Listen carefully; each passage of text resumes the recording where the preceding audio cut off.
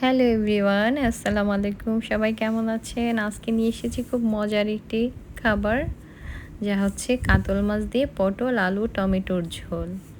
ভীষণ মজার হয়েছে। চলুন দেখে নিচ্ছি প্রণালীটি কিভাবে রান্না করব আমরা। আমি মাছটাকে খুব ভালো করে লবণ দিয়ে ধুয়ে পরিষ্কার করে রেখেছি।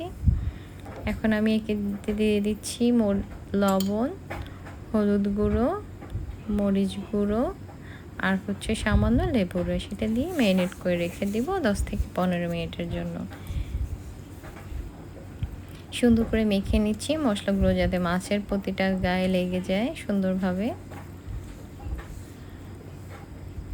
একদম উল্টে পাল্টে ভালো করে লেবুটা দিয়েছি মাছের টেস্টটা সুন্দর রাখার জন্য। আপনি চাইলে দিতে পারেন, নাতে স্কিপ করতে পারেন, বাট আমি মাঝে মাঝে এটাকে ইউজ করি, লেবুর রস। এখন আমরা চলে যাচ্ছি, ম্যারিনেট করে রেখে দিয়েছি একটি প্যান নিয়ে, তাতে আমি দিয়ে দিচ্ছি পর্যাপ্ত পরিমাণে তেল। এখানে তেল গরম হয়ে এসেছে। আমি ম্যারিনেট করে রাখা কাতল মাছগুলো এবং তেলের ভিতর ছেড়ে দিব। দেখুন তেলটা কিন্তু গরম হয়েছে আমার। একটু ফাঁকা ফাঁকা করে দিচ্ছি, দূরে দূরে দিচ্ছি যাতে একটা লাল না লেগে যায়।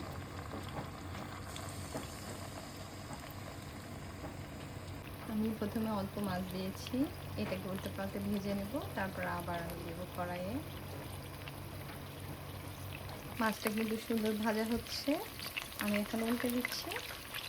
যখন এক পাশ হয়ে যাবে তখন আমি আরেক পাশ উল্টে দেব। দেখো কত সুন্দর ভাজা হয়েছে মাছটা। আমাদের মাছ কাটা ভাইয়া না ভালো করে কাটতে পারিনি মাছটাকে। অনেক বড় কাতল মাছ ছিল, বাট সে একদম বেশি ছোট ছোট পাতলা পাতলা করে কেটেছে। আমার মাছ একটা গায়ে একটা লেগে যায়নি, প্লাস পাতিলের গায়েও লেগে থাকেনি, ফ্রাই প্যানের গায়ে। এত সুন্দর ভাজা হয়েছে। এখন এই পাশটা হোক, আমরা 5 মিনিটের জন্য অপেক্ষা করছি। মাছটা যত বেশি ভালো ভাজা হবে খেতে তত বেশি সুস্বাদু হবে। এদিকে আমাদের সবসময় খেয়াল রাখতে হবে। আসলে রান্না কঠিন কিছু না, খুবই সহজ, কিন্তু ছোট ছোট টিপস অ্যান্ড ট্রিক্স যদি ফলো করা যায় রান্না কিন্তু অনেক ভালো, সুস্বাদু এবং খুবই ভালো হয়। আমাদের মাছটা কিন্তু ওপাশ হয়ে এসেছে। এখন আমরা আস্তে করে মাছগুলোকে তুলে নিচ্ছি প্যান থেকে।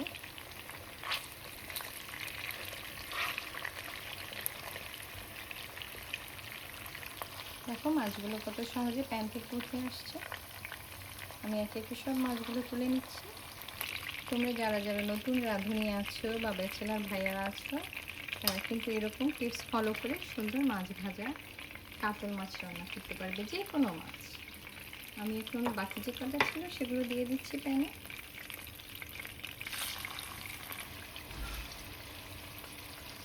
তোমরা যারা এখন আমার ভিডিওটাকে লাইক করোনি, প্লিজ একটা লাইক দিয়ে দিবে। আর এইভাবে মাছ ভাজা করে তোমরা না ডিপেও তুলে রাখতে পারবে, 2-1 দিন পরেও রান্না করে খেতে পারবে মাছটাকে। খুবই সুবিধা হয় এটা যদি করে থাকো তোমরা, একদিনে ভেজে রাখলে আর 2-1 দিন পরে সেটাকে রান্না করলে।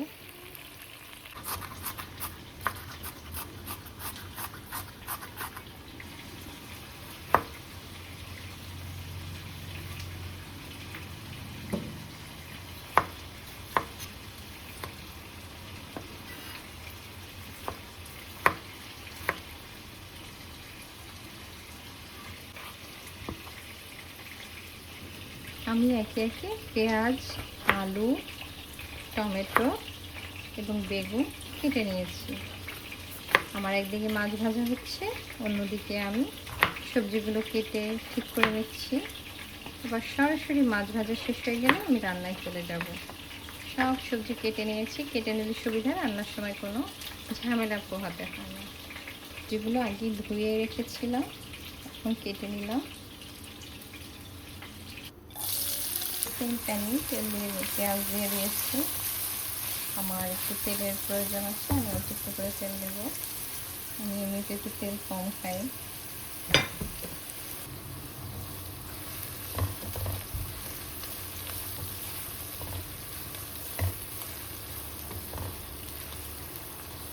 পেঁয়াজটাকে ভালো করে একটু ভেজে নেব ব্রাউন কালার করে।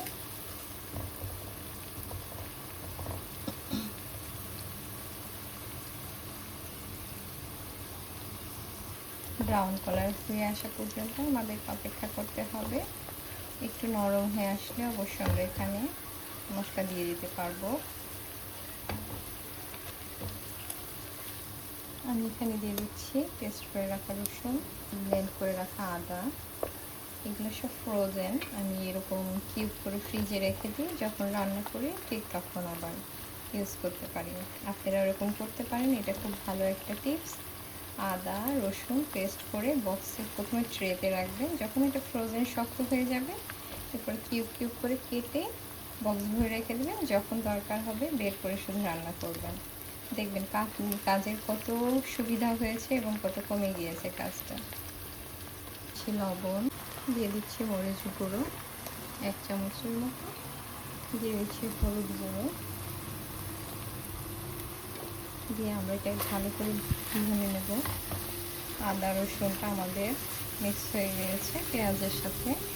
দিচ্ছি জিরা গুঁড়ো, এখন সামান্য পানি দিয়ে দিচ্ছি যাতে মশলাটা পুড়ে না যায়।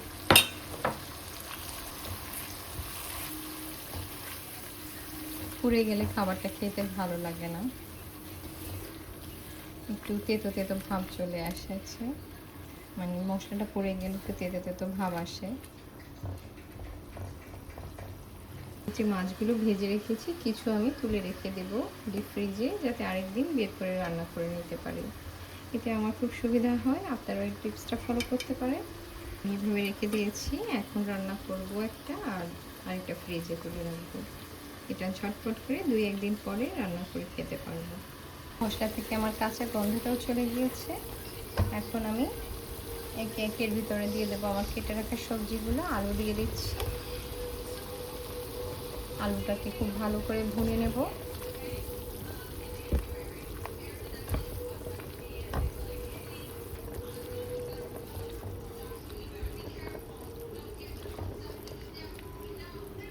আলুটা যখন ভালো করে একটু ভাজা হয়ে যাবে মশলার সাথে, তখন আমি মাছগুলো উপরে দিয়ে দেব।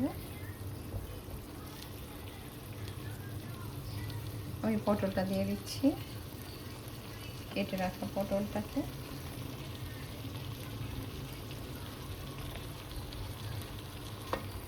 নেড়ে ভালো করে মশলার সাথে মিক্স করে নেব।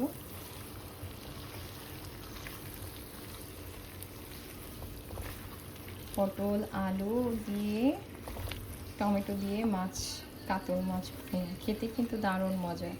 আপনারা কে কে এভাবে রান্না করে খেয়ে থাকেন আমার মতো, প্লিজ কমেন্টস বক্সে জানাবেন। যারা যারা এতক্ষণ ধরে আমার ভিডিও দেখছেন সবাইকে অসংখ্য ধন্যবাদ আমার পাশে থাকার জন্য। যারা নতুন আছে অবশ্যই আমার চ্যানেলটাকে সাবস্ক্রাইব করে ফুল ভিডিও ওয়াচ করবেন এবং পাশে থাকবেন।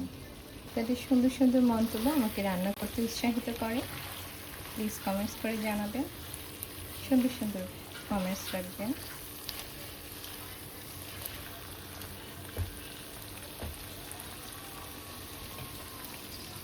আমার সবজির কালারটাও চেঞ্জ হয়ে এসেছে, পটলের আলুও এখন দিয়ে দিচ্ছি। এখন দিয়ে দেব ভেজে রাখা কাতল মাছটাকে, এসব মাছগুলো দিয়ে দিচ্ছি।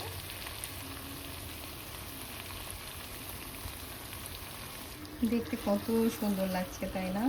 দেখুন এখন আলুটো হাতে এগুলাকে একটু নেড়ে মাছ মশলা সবজি মিক্স করে দেব। অন্যদিকে আমি পানি ফুটতে দিয়েছি, পানিটা গরম হয়ে ফুটন্ত হয়ে গেলে তখন মাছের সাথে দিয়ে দেব। মাছটা ভালো করে মশলার সাথে ভুনা হয়ে গেছে, এখন দিয়ে দিচ্ছি ফুটন্ত গরম পানি। যে যেটুকুন ঝোল খেতে পছন্দ করে সেই পরিমাণে দেবেন, যেহেতু আমার সবজিটাকে সিদ্ধ হতে হবে তাই একটু বেশি দিয়েছি। এটা একদম মাখা মাখা হয়ে যাবে, তারপর আমি এটাকে নামিয়ে নেব। ব্যাস সব সুন্দর করে ফিক্স করে দিয়ে দিচ্ছি।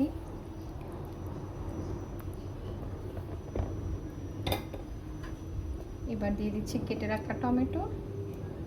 টমেটো না দিলে তো আমার কাছে মনে হয় খাবারের স্বাদই আসেনি এখনো। মাছের পাশে টমেটো না হলে একদম জমে না।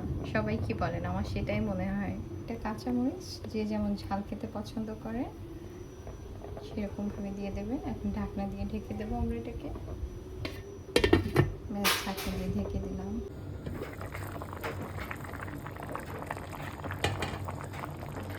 তোমরা নিশ্চয়ই দেখে বুঝতে পারছো সবজি এবং মাছ কত সুন্দর হয়েছে।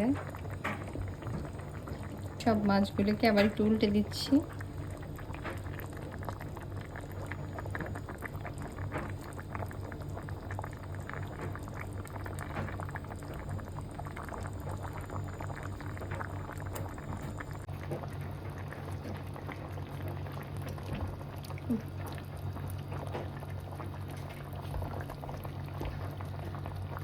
দিয়ে দিচ্ছি তেলে রাখা জিরা গুঁড়ো, ধনিয়া পাতা কুচি, অপশনাল, লাগলে দেবেন ধনিয়া পাতা কুচি, না লাগলে স্কিপ করতে পারেন। তো আমার কাছে এরকম একটু বড় মাছের সাথে জিরা গুঁড়া এবং ধনিয়া কুচি বেশ ভালো লাগে, তা আপনাদের দেখাচ্ছি। আপনারা ভালো লাগলে অবশ্যই ব্যবহার করবেন। দেখুন রান্নাটি একদম শেষ হয়ে এসেছে, দেখেই বোঝা যাচ্ছে কত সুন্দর সুস্বাদু হয়েছে মাছটি কেটে। আমার রান্না শেষ হয়ে এসেছে, কত সুন্দর লাগছে দেখতে। তোমাদের কারো লবণ প্রয়োজন হলে অবশ্যই অ্যাড করে নেবে, আমার লাগছে না তাই আমি দিচ্ছি না। অনেক সুন্দর হয়েছে রান্না, খেতে অনেক সুস্বাদু হয়েছে। অবশ্যই বাড়িতে সবাই এরকম রান্না করবে, ট্রাই করবে, ফ্যামিলি ফ্রেন্ডসদের সাথে শেয়ার করবে। এবং সবসময় যারা আমার পাশে আছো সবাইকে অসংখ্য ধন্যবাদ। এখন আমি তোমাদেরকে তুলে দেখাচ্ছি, সার্ভিংয়ের সময় চলে এসেছে, রান্না শেষ।